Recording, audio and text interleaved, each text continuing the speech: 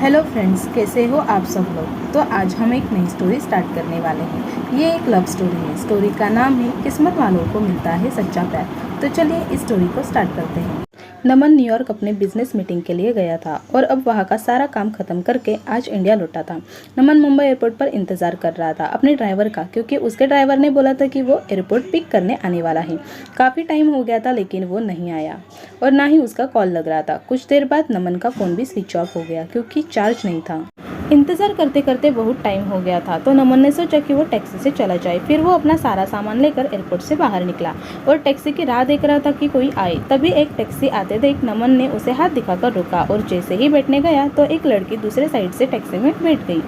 नमन ने कहा कि ये टैक्सी उसने रोकी है तो वो बोली, तो क्या हुआ बेटी, तो पहले मैं ना, आप दूसरी टैक्सी ले लो। नमन ने फिर उससे कहा कि आपको किस तरफ जाना है। उसने कहा मैं कहीं भी जाऊँ, आपको उससे क्या मतलब। उसका ये सब सुन के नमन को थोड़ा गुस्सा आने लगा। एक तो मैं कब से इंतज़ार कर रहा हूँ, ड्राइवर नहीं आया मेरा, और इधर ये मुझसे बहस कर रही है। फिर नमन भी टैक्सी में बैठ गया और बोला भैया चलो। वो लड़की ज़्यादा कुछ नहीं बोली और आगे चल के उसका घर आ गया तो वो नमन से पहले ही उतर गई और नमन आगे निकल गया टैक्सी में। फिर जब नमन को प्यास लगी तो वो पानी पीने के लिए पीछे वाली सीट से पानी की बोतल लेने गया तो देखा इधर एक छोटा सा हैंड पर्स था जिसमें एक पैन कार्ड, आधार कार्ड और एक छोटी सी डायरी थी। वो पर्स उस लड़की का था। नमन ने ड्राइवर को बोला कि ये देखो उस लड़की का पर्स इधर ही छूट गया है, तुम इसे पुलिस स्टेशन में जमा कर देना।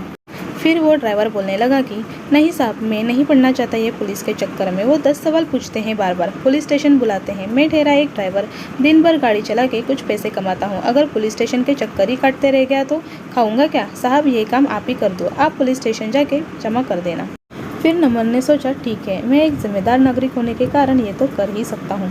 फिर नमन का घर आ गया। नमन ड्राइवर को उसका भाड़ा देकर उतर गया। नमन के घर में नमन के अलावा उसके मम्मी पापा रहते हैं। नमन उनसे मिला, उनका हालचाल लिया और पूछा कि ड्राइवर आया क्यों नहीं एयरपोर्ट पर मुझे लेने। तो माँ ने बताया कि रास्ते में गाड़ी खराब हो गई थी, उसने तुम्हें कॉल किया था लेकिन तुम्हारा फ़ोन ऑफ आ रहा था। तो उसने घर पर कॉल करके बताया कि वो गाड़ी ठीक करवाने के लिए जा रहा है। नमन ने कहा ठीक है और अपने कमरे में चला गया आराम करने। जब नमन शाम को सोकर उठा तो अपना कमरा ठीक करने में जुट गया जो कि बहुत बिखरा हुआ था। तभी नमन को वो उस लड़की का पर्स दिखा जो उससे गाड़ी में मिला था। नमन ने उसे खोला तो उसमें डायरी थी। उसे निकाल के देखा, उसमें कुछ फ़ोन नंबर लिखे हुए थे। उसमें एक नाम था नीतू। नमन ने उस नंबर पर कॉल किया और उससे बोला कि मुझे एक पर्स मिला गाड़ी में जिसमें ये डायरी है, उसमें तुम्हारा नाम और एक पैन कार्ड और एक आधार कार्ड भी है। उसने पूछा कि आधार कार्ड पर क्या नाम है। नमन ने आधार कार्ड पर देखा और बोला अनीशा। तो सामने से वो लड़की बोली, हाँ ये मेरी दोस्त का पर्स है, वो मुझे बोली थी कि उसका पर्स कहीं खो गया है, मैं उसे बता देती हूँ और आपका नंबर भी दे देती हूँ, वो आपको कॉल कर लेगी। नमन ने कहा ठीक है। थोड़ी देर बाद एक नंबर से कॉल आता है। फ़ोन उठाते ही सामने से एक लड़की बोलती है, मेरा पर्स आपके पास है। नमन ने कहा आप कौन। तो वो बोली वही जिसका पर्स आपके पास है, जिसमें मेरा कुछ बहुत ज़रूरी सामान है। नमन ने कहा हाँ मेरे पास है, तुम उसे टैक्सी में भूल गई थी। वो बोली हाँ, कल आप मुझे दिल्ली कैफ़े में मिलकर उसे लौटा सकते हैं। मैंने कहा हाँ। वो थैंक यू बोलकर कॉल रख दी। अगले दिन नमन कैफ़े गया उसका पर्स लौटाने के लिए। नमन सही टाइम पर पहुंचा था लेकिन अनीशा लेट थी। नमन रुका हुआ था उसके लिए। कुछ देर बाद वो आई। आज वो बिल्कुल अलग ही लग रही थी कल से। उसके लंबे घने बाल थे जो खुले हुए थे। उसने सफ़ेद और नीले रंग का सलवार कुर्ता पहना था। कानों में सुंदर से झुमके भी थे। नमन उसे बस देखता ही रह गया। वो धीरे धीरे नमन की तरफ चली जा रही थी। नमन का ध्यान ही नहीं था, वो बस उसे देखे जा रहा था। वो फिर बोली, हेलो, ध्यान कहाँ है आपका, मैं कुछ पूछ रही हूँ। नमन जल्दी से उठ गया और बोला हाँ आओ, मैं तुम्हारा ही वेट कर रहा था। वो बोली हाँ सॉरी, मुझे थोड़ा लेट हो गया। नमन बोला कोई नहीं, ठीक है। फिर नमन ने कहा कॉफ़ी। वो बोली सॉरी अभी नहीं, मैं थोड़ी जल्दी में हूँ, आप मेरा पर्स दे दो, मुझे जाना है। नमन ने कहा हाँ दे दूँगा, थोड़ी देर बैठो, कुछ बात तो कर सकते हैं। वो बोली ज़रूर, लेकिन आज नहीं, फिर कभी। मैंने कहा ठीक है, लेकिन याद रखना अपनी बात, अगली बार साथ में बैठ के कॉफ़ी पीना पड़ेगा, फिर मत कहना आज भी जल्दी में हूँ। वो बोली हाँ ठीक है, अब मेरा पर्स दे दो। नमन ने उसका पर्स दे दिया और बोला मैं तुम्हें कॉल कर सकता हूँ ना अगली बार मिलने के लिए। वो बोली हाँ और चली गई। नमन कुछ देर वहाँ रुका और फिर ऑफिस चला गया। नमन पूरी रात अनीशा के बारे में ही सोचता रहा। नमन उसे भूल ही नहीं पा रहा था। नमन को उसकी एक एक बात याद आ रही थी। अगले दिन नमन के कुछ दोस्त मिले और वो उसे बोलने लगे कि चल आज पार्टी करते हैं, बहुत दिन हो गए हम दोस्तों ने साथ में पार्टी नहीं किया है। नमन ने कहा ठीक है, सब चल रहे हैं तो मैं भी चलता हूँ। फिर वो 5 दोस्त एक क्लब में गए। सब वहाँ बहुत नाचे, साथ में फिरे, थोड़ा ड्रिंक भी किया। तभी नमन की एक नज़र एक लड़की पर गई जो लगातार बहुत ड्रिंक कर रही थी। नमन ने ध्यान से देखा तो वो और कोई नहीं, अनीशा थी। आज वो बहुत ही अलग लग रही थी। कहा उस दिन जब वो नमन से मिली थी तो सलवार कुर्ते में आई थी और आज वो शॉर्ट स्कर्ट और टॉप में है और ड्रिंक कर रही है। नमन तो बिल्कुल ही चौंक गया उसे देखकर। नमन उसके पास जा ही रहा था उससे बात करने के लिए, तब तक उसके दोस्त उसका हाथ पकड़ा कर डांस करने के लिए लेकर गए। नमन की नज़र अनीशा पर ही थी, लेकिन थोड़ी ही देर में वो वहाँ से कहीं चली गई। फिर नमन ने उसे क्लब में इधर उधर ढूंढा, लेकिन वो नहीं मिली। जाकर नमन ने उसे कॉल किया, वो कॉल भी नहीं उठा रही थी। नमन ने उसे बहुत बार कॉल किया, लेकिन उसने नमन का एक भी कॉल का जवाब नहीं दिया। अगले दिन फिर नमन उसी टाइम पर क्लब गया, ताकि अगर वो आज आई तो वो उधर ही उससे पूछ लेगा। नमन अंदर जाकर वेट कर रहा था, लेकिन वो आज नहीं आई। फिर नमन ने उसे कॉल किया। इस बार उसने कॉल उठाया। कॉल उठाते ही नमन ने उससे पूछा, कहाँ हो तुम? वो बोली, क्यों, क्या हुआ? मैंने उससे बोला कि कल मैंने तुम्हें क्लब में देखा था, तुम हद से ज़्यादा ड्रिंक कर रही थी, क्या हुआ है? तुम्हें कोई किसी बात का टेंशन है क्या? वो बोली नहीं और कॉल कट कर दी। नमन ने फिर उसे कॉल लगाया तो उसने इस बार कॉल नहीं उठाया। नमन वहाँ से घर चला गया।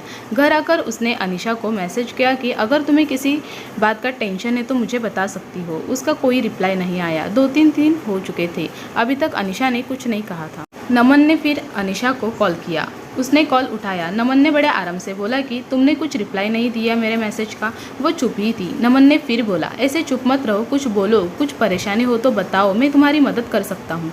फिर नमन ने कहा, अच्छा चलो कल उसी कैफ़े में मिलो, तुम्हारा कॉफ़ी बाकी है एक मुझ पे। वो हाँ ठीक है बोलकर कॉल रख दी। नमन बड़ी बेचैनी से कल का इंतजार कर रहा था। अगले दिन वो सुबह सुबह उठा, अच्छे से तैयार होकर अनीशा से मिलने के लिए निकला। आज नमन कुछ टाइम से पहले आकर इंतजार कर रहा था। थोड़ी ही देर में अनीशा आई। वो बहुत सुंदर दिख रही थी। आज उसने जीन्स टॉप पहना था और बाल वैसे ही खुले थे। वो जैसे जैसे आगे आ रही थी चल के, उसके बाल उसकी आंखों की तरफ से आ रहे थे। वो उन्हें ठीक करते हुए आ रही थी। वो आके नमन के सामने वाली कुर्सी पर बैठ गई। वो शांत थी। नमन ने पूछा, कॉफ़ी? वो हौकी सी मुस्कुराहट के साथ बोली, हाँ। नमन ने वेटर को कॉफ़ी के लिए बोला और अनीशा से बोला, चलो अब बताओ क्या बात है जिससे तुम इतना परेशान हो? पहले तो वो कुछ नहीं बोल रही थी। फिर नमन ने कहा, बोलो कुछ। वो बोली कि मैं मुंबई में अकेली रहती हूँ, यहाँ मैं अपना करियर बनाने के लिए आई हूँ। यह बोलते बोलते वो चुप हो गई। मैंने कहा, हाँ आगे बोलो, इसमें क्या हुआ? ये तो अच्छी बात है, तुम अपने करियर पर इतना ध्यान दे रही हो। फिर वो बोली, लेकिन अब नहीं हो पा रहा है, मेरा काम में बिल्कुल ध्यान नहीं रहता। मुझे अपने बॉस से बहुत बार अब डांट सुननी पड़ती है और उसने तो ये तक कह दिया है कि अगर ऐसा ही चलता रहा तो वो मुझे नौकरी से निकाल देगा। 2 महीने हो गए हैं मेरे इस बर्ताव से मुझे रोज़ डांट सुननी पड़ती है। मैंने उससे पूछा, ऐसा क्या हो गया है कि तुम इतनी परेशान रह रही हो? वो चुप हो गई फिर से। फिर थोड़ी देर बाद बोली, मुझे कैंसर हो गया है। ये सुनकर नमन घबरा गया। आगे वो बोलती रही, 2 महीने पहले मैंने चेकअप करवाया था तो डॉक्टर ने बोला कि मुझे कैंसर हो गया है, अभी 2nd स्टेज पर है। ये सुनकर मैं तब से परेशान रहती हूँ कि कैसे मैं सब करूँगी। मेरा इस दुनिया में कोई नहीं है, बचपन से ही मैं अनाथ हूँ। कुछ ऑफिस के दोस्त हैं, मैं ये बात अपने ऑफिस में भी नहीं बता सकती कि अगर बॉस को पता चल गया तो वो मुझे नौकरी से निकाल देंगे। 3 महीने पहले ही मेरा प्रमोशन हुआ है, मुझे हेड ऑफ़ द डिपार्टमेंट बनाया है और ये सब हो गया। अब मैं क्या करूँ, कुछ समझ नहीं आ रहा है। ये सब सुनकर नमन ने धीरे से उसका हाथ अपने हाथ में लिया और बोला, तुम अकेली नहीं हो, मैं तुम्हारे साथ हूँ। वो चुपचाप नमन की ओर देखने लगी। नमन ने कहा, हाँ तुम सही सुन रही हो, मैं तुम्हें उसी दिन से पसंद करने लगा था जिस दिन तुम अपना पर्स लेने के लिए मुझसे मिलने आई थी। ये सुनकर उसने अपना हाथ पीछे कर लिया। नमन ने पूछा, क्या हुआ, हाथ क्यों हटा लिया तुमने?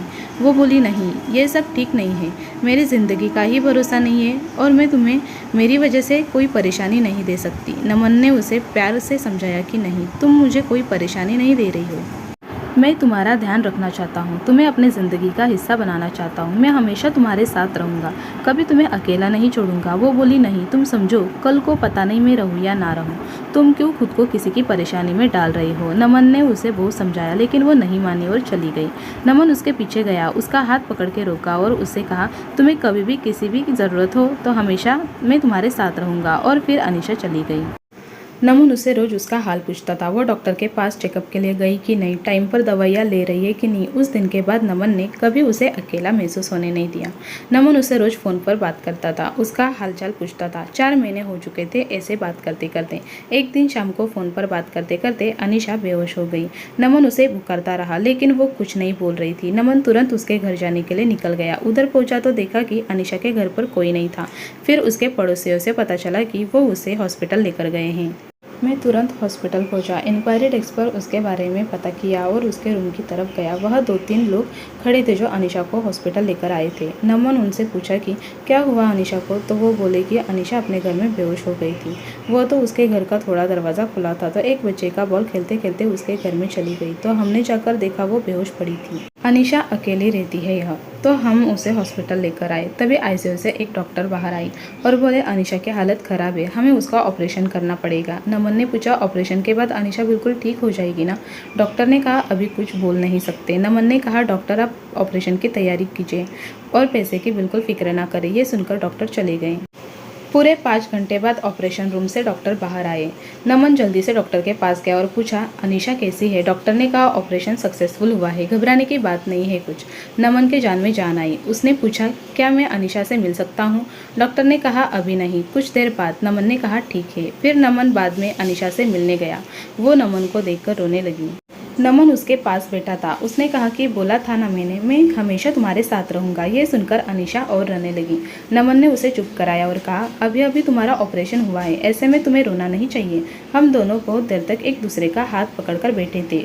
फिर वो दोनों घर आए। नमन उसका बहुत ध्यान रखता था। नमन ने अनीशा के बारे में अपने घर वालों को बता दिया था, तो अब वो अनीशा के साथ ही रहता था, उसका ध्यान रखता था। जब अनीशा पूरी तरह से ठीक हो गई तब दोनों ने शादी कर ली और हमेशा के लिए दोनों एक साथ हो गई। हमेशा की तरह पूरी कहानी पढ़ने के लिए आपको धन्यवाद दोस्तों। उम्मीद है कि आपको ये कहानी दिल तक छू गई होगी। ऐसे ही सीधे दिल तक उतरने वाली कहानियाँ सुनने के लिए आप हमारे चैनल पर बने रहिए। Please subscribe and like the video.